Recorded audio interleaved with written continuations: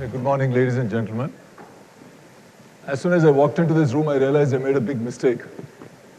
I saw all these stores and I said, oh my God, why did I bring along my wife, Pinky? I thought it was just a conference. But I think we need to run out as soon as this talk is over. As you all are aware, I think people from your community are the wife's best friends and the husband's worst enemies.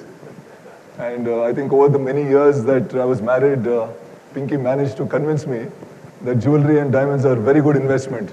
So I got suckered into it and I'm a big believer now. And clearly, apart from that, I like things creative. I really like creative things. So actually, I love jewelry. So it's really nice to be here. When Russell spoke to me and later I spoke to Sachin and they wanted me to speak here, I was wondering, what am I going to speak to you guys about? And then they told me that, as Sachin also said earlier, that 2015 is a year of design and differentiation. So then I said, okay, fine, that's something up my alley and that's something I would love to talk about. And so today I'm going to talk to you a bit about my own personal journey with the Mumbai Airport Terminal 2 in terms of design and differentiation, with the focus of design and differentiation. And in particular, trying to present to you that how even in India, where in the past we believed that we cannot be better than the best in the world, that even India has arrived on many fronts, whether it is a building, whether it's jewelry, whether it's anything, and we can compete with the best in the world. And I saw in a previous presentation that there was a chart which said that India still from a global competitiveness has to still rise, and I'm sure each one of you must be having your plans. So this is in some way, kind of relevant in that sense. So my journey, so I've just said that, I call this designing a dream, because it was literally a dream. And people, when we first spoke about it, literally laughed us off. And so it was literally that we had to design our own dream and make it happen. So I think we have very short memories, and that's God's gift to us. But we forget very fast how things were. And this was Mumbai Airport in 2006. And I don't know how many people remember this. I don't think you would remember this. You must have thought this is from the 18th century or 19th century. So this is not, thank you. This is not very far behind. And so this is where we started. In 2006, we took part in a bid as part of the government tender, where the Mumbai and Delhi airports were being privatized. And our company, GVK, we bid for it in 2006. We won the Mumbai airport. And when I actually, at that time I was living in Hyderabad and I moved to Mumbai because this was an extremely difficult project. And when I landed there and started getting into things, we didn't have an office. I didn't have a single person who understood the airport business because we were not in the airports business. We had a partner from South Africa who didn't really contribute much. So it was a very, very difficult and challenging journey. And so this is where we started off.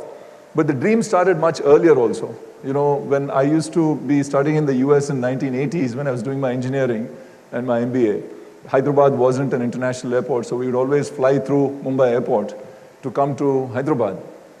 So one of those trips, I think, like some of you experienced yesterday, there were very heavy rains, and the flight got diverted to Karachi.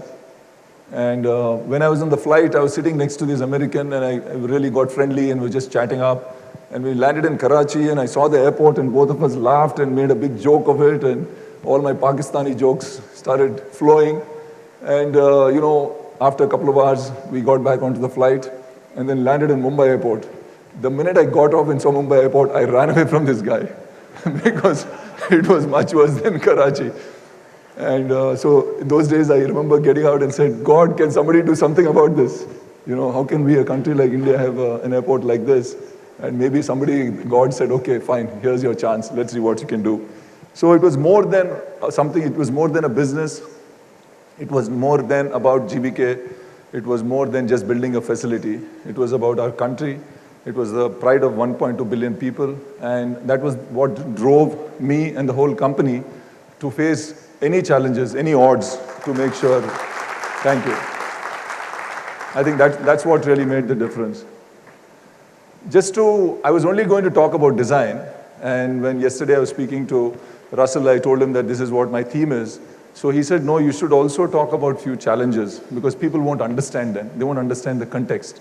So I just, Russell, added a few more slides in the morning. Otherwise, the whole presentation was about design, which is where my passion is.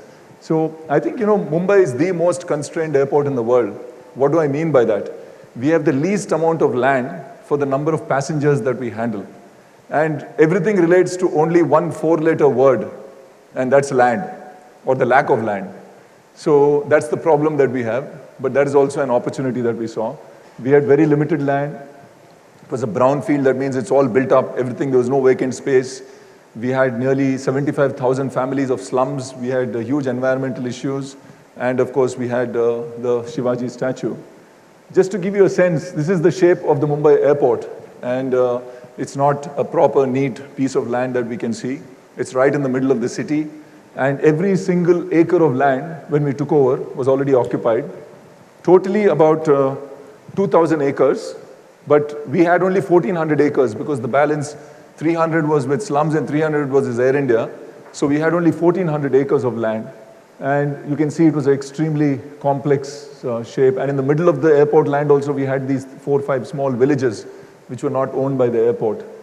And if you just give a sense why I'm saying it's the most constrained airport in the world, is because if you see the amount of land we had in comparison, Bangalore had about 4,000 acres of land, Delhi had 5,000, Hyderabad 5,500, Mumbai only 1,400. And at that time, Mumbai was the largest. Of course, now Mumbai is the second largest. So it is the most constrained airport in the world. So literally, how do we solve the problem? So we didn't have any vacant land, and it's the very little land. So we had to literally demolish everything and rebuild it while it was in operation. So it's like your home, when you're living in your home, and you're trying to build a new home on top of your home, not renovate it, but build a new home, and you're still living there. And, you can just imagine what you have to go through. We had to go through, of course, a lot of people cursed us, a lot of people screamed, a lot of people shouted, but we tried to minimize it and we tried to manage it. But more importantly, and I always use this example of saying that it's like doing an open heart surgery on a marathon runner while he's in the middle of a marathon.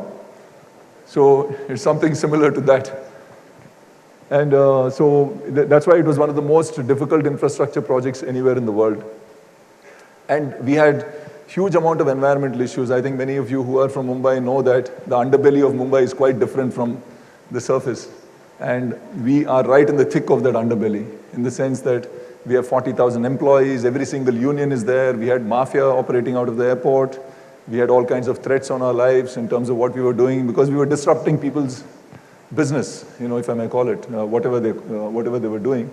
And so there were regulatory issues, land litigations, about 220 land court cases we had, and huge amount of safety and security issues. We had also an issue about a Shivaji statue. In Maharashtra, of course, the Marathi people revere Chhatrapati Shivaji, and all of us do as Indians, because from when we were kids, we've always learnt about Shivaji Maharaj and his fight against the British and various others.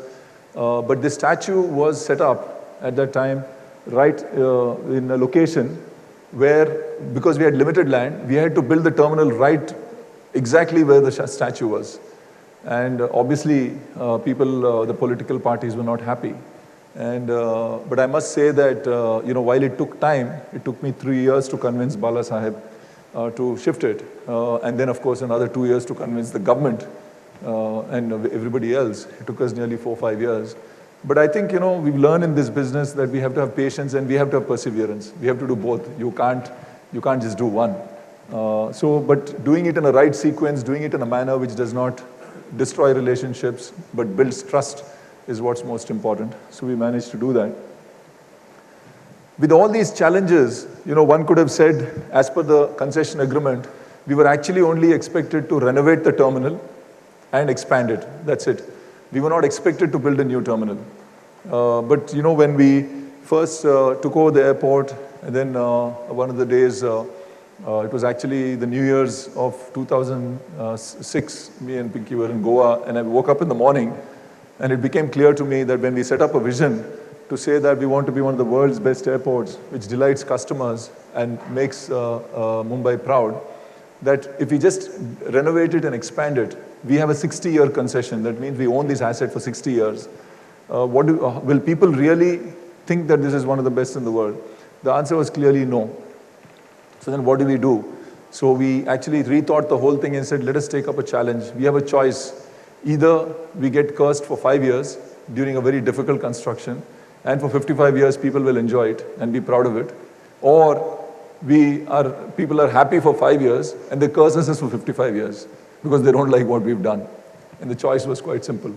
So we decided to go through the pain, because in the end, we knew that what would come out if you're successful would be something really fabulous. And so where did we start? We first started drawing out a master plan. I won't go into any detail of this, but this was just a plan which was going to cater to the next 20, 30 years of Mumbai Airport. So this is what we had developed. And then we started off the main work of the Terminal 2 design. So we had to decided to select some of the best in the world. So we hired the architects called SOM, Skidmore, Owings Merrill, from New York. Some of their work includes the Burj Khalifa, which is the tallest building in the world in Dubai. They also have built the Freedom Tower, where the earlier World Trade Center used to be. So they're very famous architects. Now, famous and good is very good, but when they come with their attitude. They know everything. I mean, that's how it is. And in those days, when architects were brought to India, they would say, okay, Sanjay, this is what I think we should do. But I was crystal clear what I wanted. And that's where the whole design story starts. I have a lot of passion in Indian design, history, and art, because I think India has amongst the richest culture of design of any place in the world. Just take our textiles. There'll be hundreds of millions of designs on just textiles, which go for thousands of years. And it goes on and on and on. So my dream was to really reflect Indian design in a contemporary modern way. And it was very difficult to convince these people, because number one, they didn't understand. Even if they understood, they thought that they knew what India deserves or India needs. And one of the things, so we had a lot of challenges, and then many times I was about to throw them out and say, forget it, I'm not working with you. And that's where determination comes in. But then Pinky is by my side, said, okay, let's figure out another solution. So we went through a whole journey of trying to take them through a trip. This is at Elephanta Caves, but we took them to Jaipur, took them to Udaipur. We brought in Rajiv Sethi to help us out. Some of our architects, including Peter, Laura, and a few others. And so there were two parts of the terminal which I just wanted to mention, two people who were critical. One was SOM, the architect. And when we found that it was very difficult for them to understand what I'm talking about, we needed somebody to be the bridge between myself and SOM. So Abu, Sandeep, who are very famous designers, are very close friends of ours. So we decided we'll bring in Abu, Sandeep. And they really clicked very well, because Sandeep could actually communicate my design intention much better to them than I could myself, even though we were both speaking English. But I guess he was speaking it in a different way and a more patient way. And so Sandeep went and sat in New York for 15, 20 days and took them through it. And so they became a team. SOM and Abu Sandeep became a team. And for the whole architecture, the whole interior was kind of driven by them. And then the second thing I wanted was a lot of art. So we said we should have the world's largest art program. And how can we go about it? I have a lot of interest in traditional Indian art. I don't have much interest in contemporary art. I don't know it. So I collect a lot personally myself. So we should have the largest collection. We should actually build a museum inside this place. So then Rajiv Sethi, I spelled, I think by mistake wrote Rajiv Khosla. Sorry about that. I need to change that. Goody's not here, otherwise it would have killed me. So Rajiv Sethi, who's here, he was a person, he's one of the most brilliant persons that I know of in terms of his knowledge and things like that. So we brought him in, and he was responsible for the art program. And so, when we had to give a design brief. When you have a dream and when you have a vision, and we have to be able to explain in simpler words, what is it that, that I want. And so these are some of the phrases I used to use with architects when I used to deal with them. Number one was that I didn't want another glass and steel structure. that you could see anywhere in the world. Today, problem is airports, whether you take an airport from place X and put it in place Y and take Y and put it in Z, it doesn't make any difference. There's no sense of place. There's no sense of local impact. So I wanted something which will capture the Indian essence of Indian art and design. The second thing was that, while it has to be Indian at heart, it has to be global in spirit. And why is that? Because I think each one of us who are Indians here have a global aspiration. We have a dream that we have to be better than the best in the world. So this truly reflects an Indian ethos. Even a person who's coming from a village wants to study today in a Harvard, in an MIT, and wants to take on the world. So it's a different India today. So this has to reflect that India. So this was extremely important. The third thing was that I felt that, even if a person is blindfolded and thrown into the terminal in the middle of the night, if you open the blindfold, he should say, wow, this is India, I've arrived. That's the sense you should get. And, that's another thing I said, that it should be so beautiful that a passenger wouldn't mind missing a flight. They don't mind just spending time there because it's very relaxing and pleasing. And the design should be timeless because, many times you see designs which are nice for 1 year, 2 years, 3 years, 4 years. But after 20, 30 years, they say this is boring. So somehow it has to be timeless. And also, when people just walk in, I wanted this just one word. They should just say, wow. That's all we would expect, especially, of course, in the departure, in the check-in hall. And while keeping all these things, one thing I wanted to say is that most people think that Mumbai Airport is a 5-star deluxe terminal. It's very expensive and we spend a lot of money. You'll be shocked to know that it is one of the most cost-effective terminals in the world. It is only, it's 30% cheaper than Delhi also. But if you compare with other Asian airports, whether it's Singapore, Hong Kong, Malaysia, China, and Thailand, etc., we are 70% cheaper.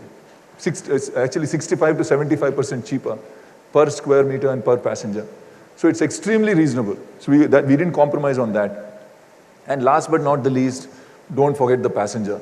Because one of the things that happens when designers get in, they get so creative, that they forget why they're there, what they're doing it for. So a lot of architects do this. They forget functionality and they only go into design. So always keep the passenger at heart and the convenience. So this was the design brief that I gave. And then we discussed this a lot. And we also had to select a design inspiration. So when I first took over the Mumbai airport, I was very clear that we needed an inspiration. What will inspire us in the design? So obviously, peacock is one of the most beautiful birds in the world. Apart from that, it is also, Indian national bird and a bird of flight. So therefore, we said that, okay, let's take the peacock as the inspiration and design everything somehow around it and connect it to it. So it was the peacock and the peacock feather that we selected as the motive. And this was the design of the terminal. It was an X-shaped terminal. And I'll go into more detail in terms of how we use the peacock and the peacock feather as a design element. But more importantly, as I said, when we go in, we should get the response, wow, how do you do it? So the check-in hall of any terminal is the biggest space and the most grand space. So we said, what can we do there which will really give that impact of wow? So instead of using a regular peacock, we said, let's design that around a white peacock. I think white peacocks are rare. Some of you may have seen it. But there's something unique about a white peacock because peacocks are all about color. But then suddenly you have a white peacock. There's something ethereal about a white peacock. So we said, let the terminal design look like 1,000 white peacocks in the sky. That was the concept. And then so we went about looking at designing it. One of the things that everybody used to joke was that while I was the managing director of the company, they used to call me the design manager because I was involved in every single detail. And that's another thing I've realized. When you're building something or creating something, you have to have one person, even whether it's you in your business or anything, who has the overall design responsibility. And that person understands, not only in the mind, but in the heart, what that feel of that design is. And if the person gets it right, they will get it right through. If you have 4 or 5 people trying to do it, it just becomes a hodgepodge. So every single thing in the terminal was done only with my approval. Even today, even if they have to change one chair from here to there, they will not do it without my approval. So that's the level of control that I had as far as design is concerned. So this was the white peacock in the check-in hall. And this is what we designed as a column. This is a real photograph, of course. Some of you have seen it. And I'll just show you some of the other images. This, just to give you a sense, these were the peacock feathers. So the whole building had the peacock feather as the DNA of the building. We had it on practically every single surface. It is very subtle, but it is there. Most people don't even realize it. So this is just an image of the terminal when it went into operation. We have huge pillars and columns, about 36 of these, and the whole roof, when you walk in, obviously looks like, if you really imagine, it's like thousands of white peacocks in the sky. Another thing we did was that we wanted a lot of light, because India is all about, we don't have very few dark days. It was all about light. So we said that the roof should be, full of light. And so we had about 350 skylights. Not only did we have skylights, if you see this design, we had what's called a special glass, dichroic film glass, where when there's bright light, the light will reflect a peacock color on the flooring. So when you go to Mumbai airport, you'll see when it's mid-afternoon, all over the flooring, you'll see colors, which you may not realize normally, but there's colors of the peacock, which are there. So there are a lot of small things like this we've done, which I will not go into detail. But this is the check-in hall. For some of you who have seen it, you've already done that. And for some of you who haven't, this is it. And the beauty of this is that we have so much natural light that during daytime, we don't have to switch on one light also. So it's very energy efficient as a building. This is from the outside when you actually are departing. We've used some things which are very unique, like for example this glass which you can see. It is the largest glass of this kind in the world, where there's not a single frame. It's only hangs on wires. It's a very special design. So as I said, there are many places across the terminal building where we use the peacock feathers. So you can see even in the entrance portals, gold is something which reflects India. Everybody in India has to have gold. So we said that should be the main entrance. You welcome people with gold. And so all the main entrance doors are made of gold. And you can see this design. Those are all peacock feather shaped motifs. And, there are many other places, whether it's the skylights, whether it's the floorings. This is a jali to screen out the light. All over the place where we covered service cores, furniture, even the signage has the peacock motif. So most people don't know it, but it's somehow when people walk in, it all seems to connect together. And that's the feeling you get because of this design. The other thing was the color scheme. I always found that, we do things which are very Western. Western have a little different color palette, and it's not a question of right or wrong.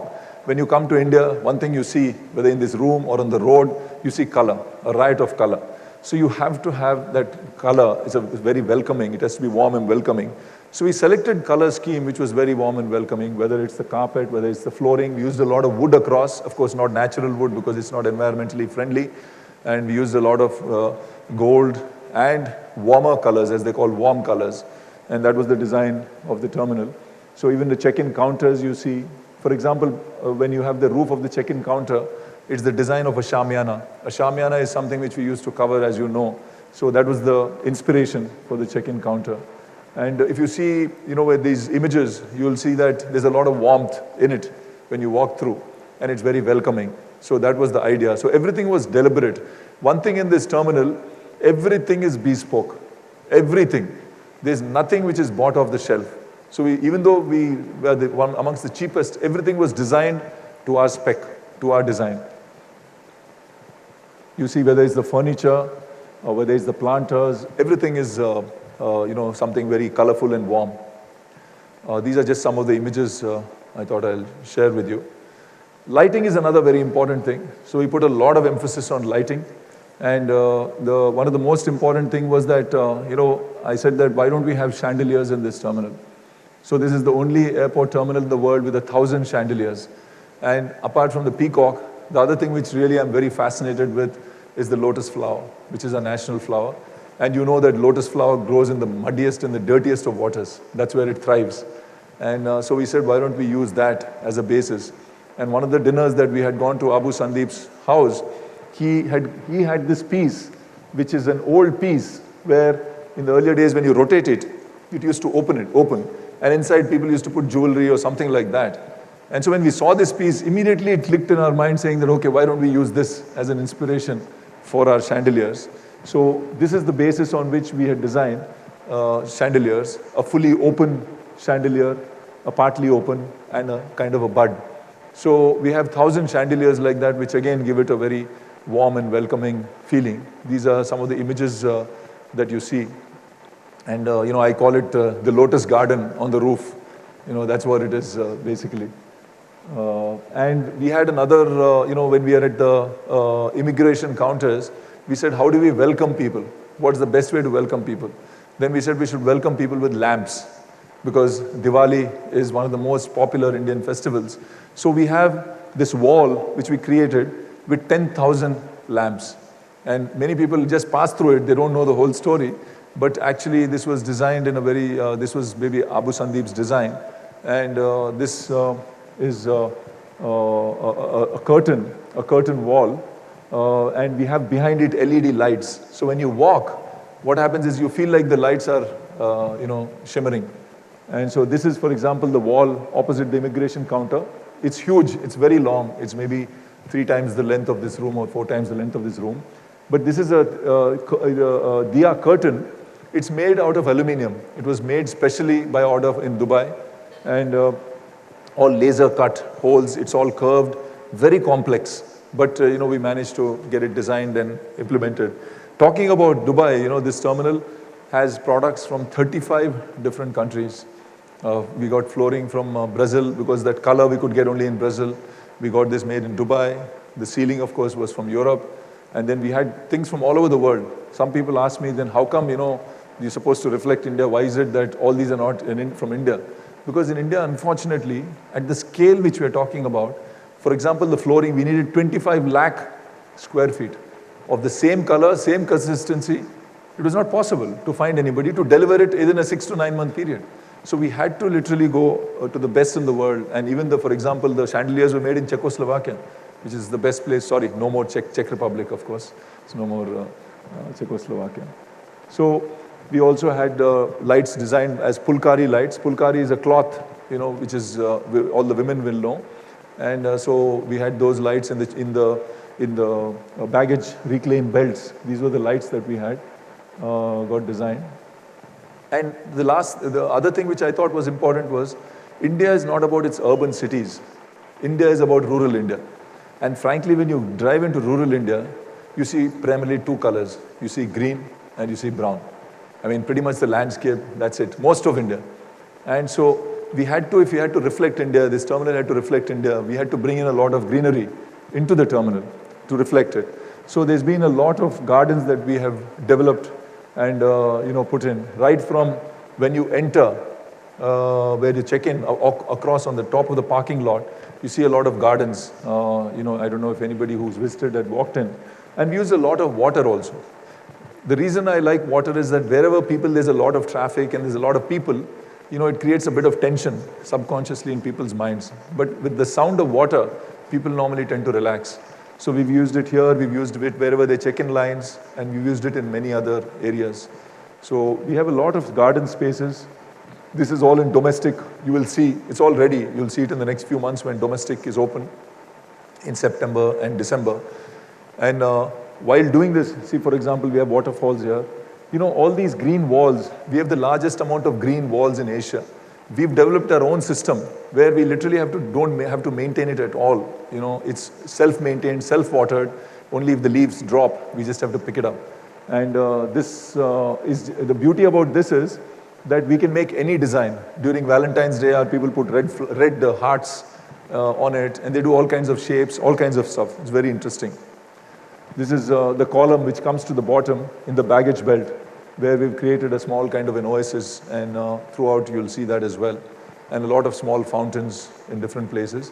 But one of the other things which we did uniquely, is that when you exit the terminal, most places in India when you exit, and also in many parts of the world, you exit into the road, where there's a lot of cars, there's taxis, there's all kinds of mess, noise.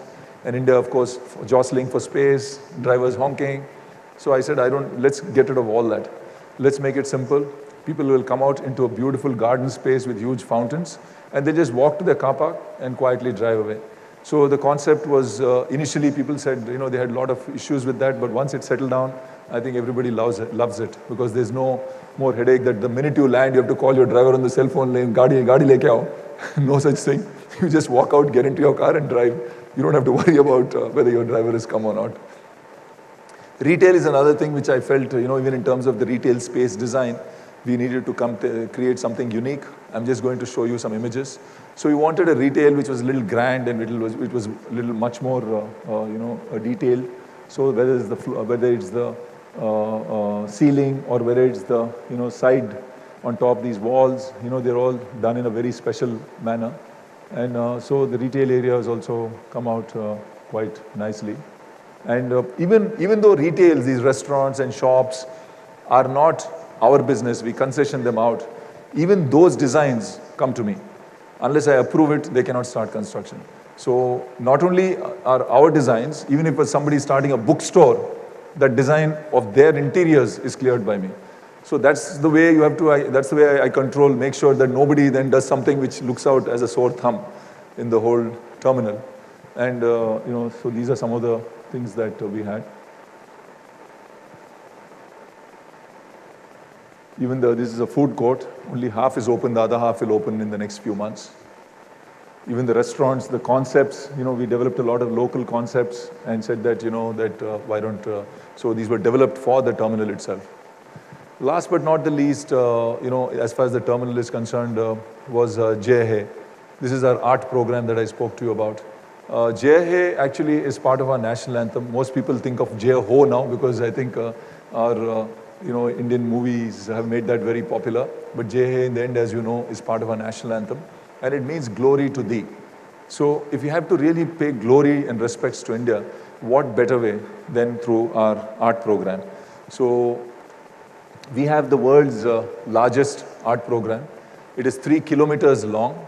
And most of you, even who traveled through Mumbai, might have seen only a small part of it. 50% is going to open only in September and December. But even of the 50% which is open, you might have seen only some 10% or 5% or whatever it is. So because each place has a different kind of art. Totally about 1 lakh square feet. It runs throughout the terminal. So wherever you are in the terminal, you can see it. And it's also in the arrival corridors. So it is quite interesting because it's 18 meters high. 18 meters is quite a big space. If you can see people here standing here, that's the height of the people. And here if you can see. And this is an 18-meter wall which runs around the terminal. So not only did we have to we collected 6,000 traditional Indian objects dating back all the way to the 10th century. We integrated that with contemporary art. We had to curate that art. We had to restore because it was not in a good shape. And the biggest challenge was to install. Because imagine installing on a wall which is 18 meters high, and some of these pieces are a ton or 2 tons in weight. So even the engineering design of that was something extremely challenging. But fortunately, it's all turned out well.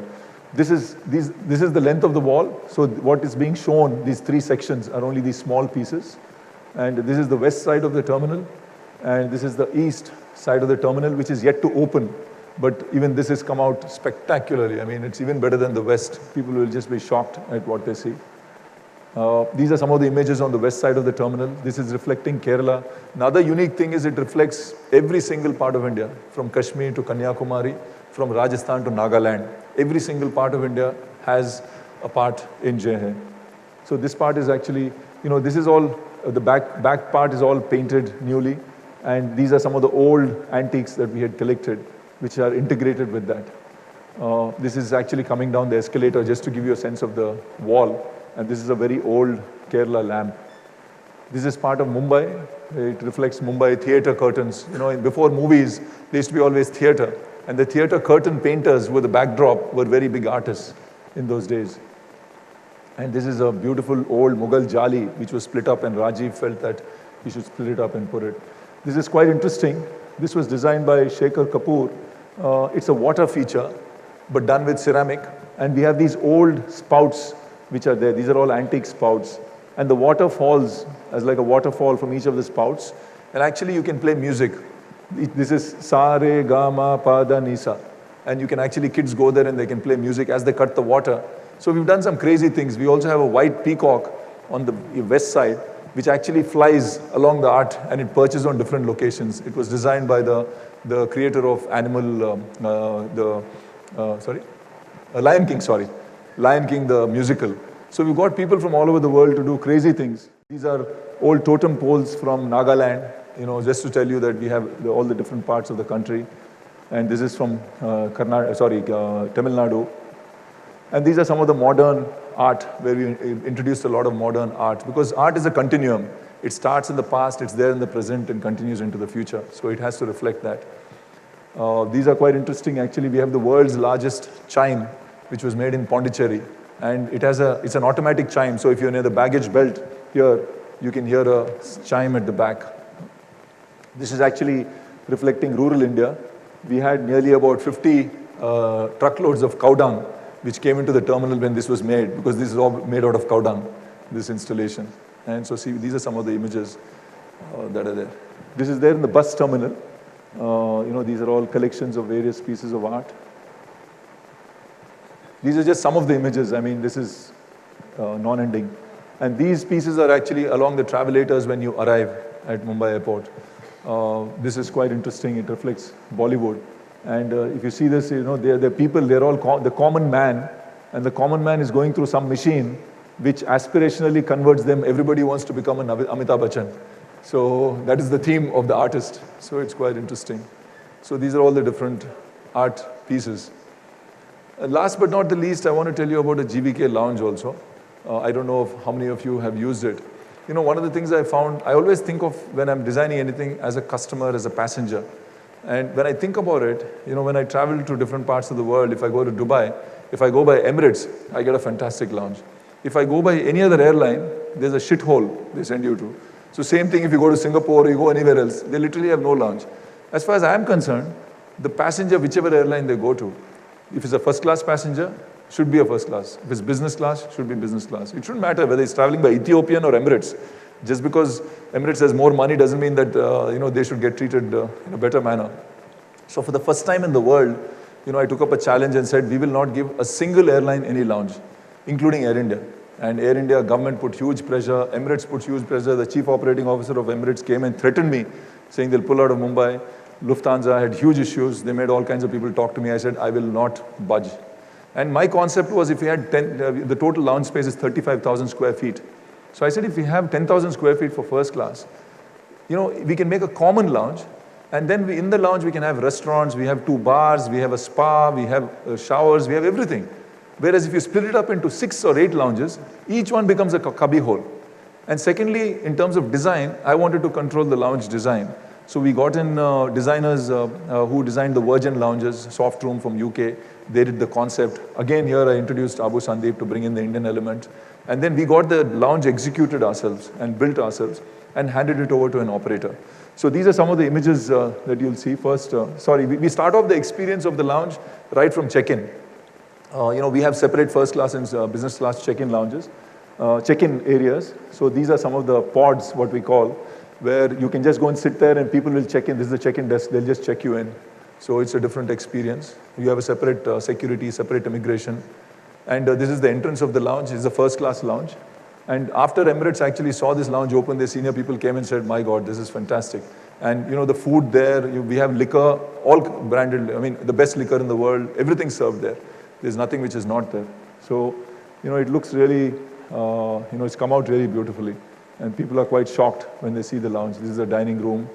This is the bar, what you see in the first class lounge. And this is where we have the resting place where you want to relax. And this is the spa. We have inside spa also. But the lighting, everything is something very unique. And this is the business class lounge, which again, this is the Google map of Mumbai. That cutouts, what you see. And so see, these are some of the images. So I think we were able to achieve even here. And the food that we serve, we just finished the Mumbai festival where people were serving chaat, they were serving all kinds of things, and people really enjoyed it. And there were all kinds of social media, people were uploading, which they really liked. I think coming to the most important, obviously, I can talk forever, but it wasn't possible, none of this is possible without the team that I had behind me. This is only the design team, not the entire project team and the execution team. So putting together the internal team was critical. Most of them Indians. One of them, Brian, was from UK. He was there for the first 3-4 years. But we had a fantastic team, and they supported me in executing this dream. And all I wanted to say was that, all of you are in the creative business. You're also in a challenging business because, I know markets go up and down. And both are things which, I take up as a challenge, and it's something very interesting, exciting.